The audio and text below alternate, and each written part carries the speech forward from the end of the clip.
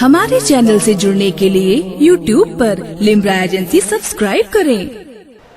یہ ایک جھلک عرض کر رہا ہوں قرآن کریم کے اندر، اس لیے کہ ہر قرآن پڑھنے والا قرآن کریم کی آیت کو پوری طرح سے سمجھ سکے یہ ممکن نہیں ہے، بلکہ صحابہ کرام میں سے اکثر کو دشواری پیش آئی۔ ایک مرتبہ سرکار دو عالم صلی اللہ علیہ وسلم کی بارگاہ میں ایک معاملہ پیش آیا، دو صحابی حاضر ہوئے، قرآن کریم کی ایک آیت کے متعلق ان کا اختلاف ہوا۔ قرآن کریم کی ایک آیت ہے حَتَّى يَتَبَيَّنَ لَكُمُ الْخَيْطُ الْأَبْيَضُ مِنَ الْخَيْطِ الْأَسْوَدِ، یہ قرآن کریم میں ہے حَتَّى يَتَبَيَّنَ لَكُمُ الْخَيْطُ الْأَبْيَضُ مِنَ الْخَيْطِ الْأَسْوَدِ، یہاں تک کہ تمہارے سامنے کالے دھاگے سے سفید دھاگا واضح ہو جائے، ظاہر ہو جائے۔ عربی اگر ڈکشنری کے اعتبار سے، لغت کے اعتبار سے ترجمہ کریں گے حتیٰ یتبین، تاکہ ظاہر ہو جائے، روشن ہو جائے، واضح ہو جائے، لکم الخیط، خیط معنی ڈورا، دھاگا، خیط الابیض سفید دھاگا، من الخیط الاسود کالے دھاگے سے۔ اب آپ کیا سمجھ رہے ہیں قرآن کریم کی آیت کو؟ جو لوگ یہ کہتے ہیں کہ قرآن تو آسان ہے، کوئی سمجھ سکتا ہے، ابھی چند دنوں پہلے یہی بیوقوف ڈاکٹر ذاکر نائک کہتا تھا قرآن بہت آسان ہے، علماء کے پاس جانے کی ضرورت نہیں، عالم کے پاس جانے کی ضرورت نہیں، مفتی کے پاس جانے کی ضرورت نہیں، فقیہ کے پاس جانے کی ضرورت نہیں، قرآن خود پڑھو سمجھ میں آ جائے گا۔ میں ان سے پوچھنا چاہتا ہوں آپ ذرا بتاؤ قرآن کریم کی اس آیت میں کیا مطلب ہے، کیا مفہوم ہے کہ اللہ تعالیٰ فرما رہا ہے کہ تمہارے لیے ظاہر ہو جائے کالے ڈورے سے، کالے دھاگے سے سفید دھاگا؟ کیا حکم سمجھ میں آیا؟ صحابہ کو دشواری ہو گئی، سمجھ نہیں پا رہے تھے، تو معاملہ یہ ہوا کہ انہوں نے یہ سمجھا، اسی لیے وہ کیا کرتے تھے، حکم تو اتنا سمجھ میں آ رہا تھا کہ یہ سحری کے وقت کا ذکر آ رہا ہے، کیونکہ روزہ رکھنے کے لیے سحری کب تک کیا جائے، یعنی کب تک کھانے پینے کا انتظام کیا جائے، کب سے روزہ رکھا جائے، تو اس کے لیے قرآن کریم کی آیت نازل ہوئی تھی۔ مگر صحابہ اس کو یہ سمجھ لیے، بعض صحابہ نے اپنے تکیے کے پاس ایک سفید دھاگا اور ایک کالا دھاگا رکھ لیا، جب دیکھتے کہ سفید دھاگا ظاہر ہو رہا ہے سمجھ جاتے کہ ہاں سحری کا وقت ختم ہو گیا ہے۔ بارگاہ رسالت مآب صلی اللہ علیہ وسلم میں یہ معاملہ پیش آیا، حضور صلی اللہ علیہ وسلم مسکرائے، حضور نے فرمایا اس کا یہ مطلب نہیں، بلکہ اس کا مطلب یہ ہے یہ رات کا اندھیرا، جب اندھیرا چھایا رہتا ہے اور جب اندھیرا چھٹنے لگتا ہے صبح صادق نمودار ہوتی ہے، خیط ابیض سے مراد صبح صادق ہے۔ آپ ذرا غور کریں، رسول پاک صلی اللہ تعالی علیہ وسلم کے زمانے میں صحابہ اکرام میں سے بعض حضرات کو قرآن کی آیت کا مفہوم اور مطلب سمجھنا دشوار ہو گیا، تو آج ہم کیا سمجھ پائیں گے؟ ماں و شما کس گنتی میں ہیں؟ عام آدمی کیا سمجھ پائے گا؟ لہذا قرآن کو سمجھنے کے لیے حدیث پاک سمجھنا ضروری ہے، حدیث پاک کو سمجھنے کے لیے فقہ ضروری ہے۔ بغیر فقہ کے حدیث پاک کا کوئی معنی اور مطلب متعین کرنا یہ یا تو گمراہیت کا سبب بن سکتا ہے، یہ میں اپنی طرف سے نہیں کہہ رہا ہوں۔ ایک جلیل القدر محدث حضرت سیدنا عبداللہ ابن عمر رضی اللہ عنہ ارشاد فرماتے ہیں الحدیث بلا فقہ ضلالہ۔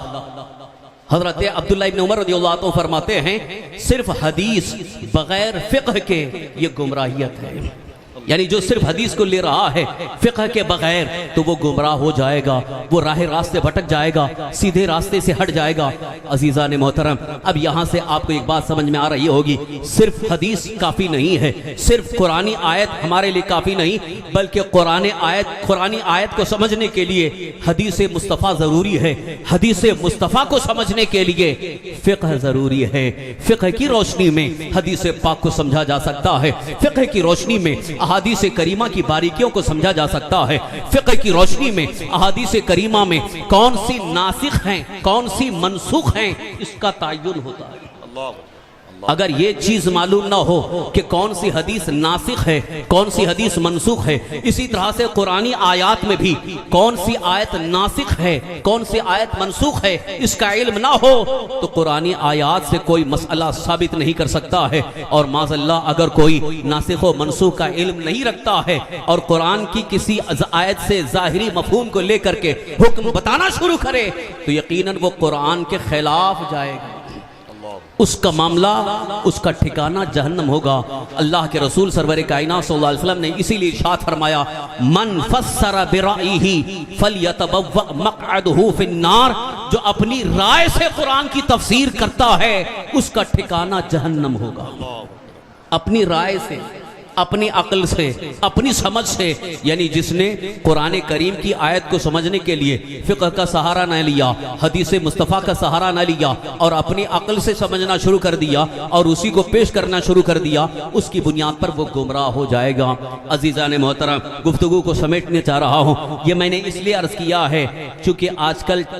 آئی ٹی دور میں ٹیکنالوجی بہت زیادہ ترقی کر چکی ہے، ہر شخص کے ہاتھ میں موبائل ہے، ہر شخص یوٹیوب سے تعلق رکھتا ہے، یوٹیوب پر دیکھ رہے ہیں، بہت سارے مقررین خطبہ کی بیانات بھی آ رہے ہیں، بہت سارے واعظین واعظ بھی کر رہے ہیں، بہت سارے ایسے بھی گمراہ اور گمراہ گر آ کر کے اس میں بیانات بھی کر رہے ہیں، اور ان کے بیانات کی وجہ سے، ان کی تقریروں کی وجہ سے امت مصطفیٰ میں ایک بڑا ہی خطرناک فتنہ پیدا ہو چکا ہے۔ اس لیے میں آپ کو آگاہ کرنا چاہ رہا ہوں کہ یوٹیوب پر آنے والی ہر تقریر آپ کے لیے باعث نفع نہیں ہے، فائدہ مند نہیں ہے، بلکہ نقصان دہ ہے۔ اسی لیے اگر آپ یوٹیوب پر سن بھی رہے ہیں تو اس بات کو ذہن میں رکھ کر کے سنیں کہ یہ کہنے والا کون ہے، اس کا عقیدہ کیا ہے، اس کا نظریہ کیا ہے، اس کی فکر کیا ہے۔ کہیں ایسا تو نہیں ہے یہودیوں کے ہاتھ بکا ہوا ہو، نصرانیوں کے ہاتھ بکا ہوا ہو، عیسائیوں کے ہاتھ بکا ہوا ہو۔ لہذا اگر کوئی یوٹیوب پر تقریر کر رہا ہے یہودیوں کے ہاتھ بکا ہوا ہے، وہ عالم نہیں ہے، وہ ظالم ہے، لہذا اس کی تقریر کو نہ سنو، بلکہ تقریر اس کی سنو جس کی زبان سے عشق مصطفیٰ کی بولی آتی ہو، جس کے دل سے عشق مصطفیٰ کی جب خوشبو نکلتی ہے تو وہ یہ کہتا نظر آتا ہے، سب سے اعلیٰ و اولا ہمارا نبی، سب سے بالا و والا ہمارا نبی، جن کے طلبوں کا دھون ہے آب حیات، ہے وہ جانے مسیحا ہمارا نبی۔ سبحان اللہ، سبحان اللہ، ماشاءاللہ۔ تقریر سننے کے لیے بھی ضروری ہے کہ آپ پہلے اس بات کو سمجھنے کی کوشش کریں کہ کون تقریر کر رہا ہے۔ یہ بھی میں اپنی طرف سے نہیں کر رہا ہوں، شاید ہو سکتا ہو کچھ سیکولر جو لوگ کہتے ہیں کہ علماء یہ اپنی طرف سے کچھ بھی بولتے رہتے ہیں، کیونکہ آج کل سیکولر بھی بہت زیادہ کٹروادی ہوتے جا رہے ہیں۔ ہمارے مسلمانوں میں جو سیکولر ذہن رکھتے ہیں وہ یہ کہتے ہیں علماء مولانا لوگ کچھ بھی بولتے ہیں۔ میں اپنی طرف سے نہیں کہہ رہا ہوں، بڑی ذمہ داری کے ساتھ عرض کر رہا ہوں، الحمدللہ مطالعہ بھی رکھتا ہوں، حوالہ بھی موجود۔ حضرت سیدنا محمد بن سیرین رضی اللہ عنہ جو جلیل القدر تابعی، حضرت سیدنا محمد بن سیرین رضی اللہ عنہ اپنے دور کے حالات کو جب آپ نے ملاحظہ کیا، کچھ لوگ یہودیوں سے علم حاصل کر رہے تھے، کچھ نصرانیوں سے علم حاصل کر رہے تھے، تو حضرت سیدنا محمد بن سیرین رضی اللہ عنہ نے ارشاد فرمایا، ھذا دینکم فانظروا عمن تأخذون دینکم، یہ تمہارا دین ہے، دین کو حاصل کرنے سے پہلے اس کو دیکھو کس سے دین حاصل کر رہے ہو، کس سے تم دین سمجھنا چاہتے ہو، کس سے تم قرآن سمجھنا چاہتے ہو، کس سے تم حدیث سمجھنا چاہتے ہو۔ قرآن سمجھنا ہے، حدیث مصطفیٰ کو سمجھنا ہے تو فقہ کی ضرورت ہے، بغیر فقہ کے نہ قرآن صحیح طور پر کوئی سمجھ سکتا ہے، نہ حدیث پاک کو کوئی سمجھ سکتا ہے۔ عزیزان محترم، بالکل گفتگو سمیٹتے ہوئے اب آپ کو ایک عظیم جھلک سامنے رکھنا چاہتا ہوں۔ اگر واقعی فقہ کی عظیم مثال کو دیکھنا ہو، ہندوستان کی سرزمین پر ایک بڑی عظیم مثال ہمارے سامنے موجود ہے، فقیہ فقید المثال، مجدد آدم، اعلیٰ حضرت امام اہل سنت، مجدد دین ملت، الشاہ امام احمد رضا قدس روح کی ذات، جو آپ نے فقہ کی روشنی میں قرآن و حدیث کے ذریعے، قرآن و حدیث کی روشنی میں، فقہ کی روشنی میں احکام اور مسائل کو اس انداز سے پیش فرما دیا کہ پوری امت قرآن پر بھی عمل کر رہی ہے اور حدیث مصطفیٰ پر بھی عمل کر رہی ہے۔ فتاوی رضویہ سامنے رکھیں، ماشاءاللہ۔ اعلیٰ حضرت امام اہل سنت مجدد دین ملت شاہ امام رضا قدس روح کے فتاوی رضویہ آج پوری دنیا میں مشہور ہے۔ میں سمجھتا ہوں کہ شاید کوئی دارالفتہ جس میں فتاوی رضویہ موجود نہ ہو۔ اپنے تو اپنے غیر بھی جو اعلیٰ حضرت کی توہین کرتے ہیں یا اعلیٰ حضرت کے مسلک کے خلاف ہیں، اہل سنت و جماعت کے خلاف ہیں، دیوبندی ہیں، وہابی ہیں، 24 ہیں، پتہ نہیں کیا کیا ہیں، وہ بھی فتاوی رضویہ ساتھ میں رکھتے ہیں۔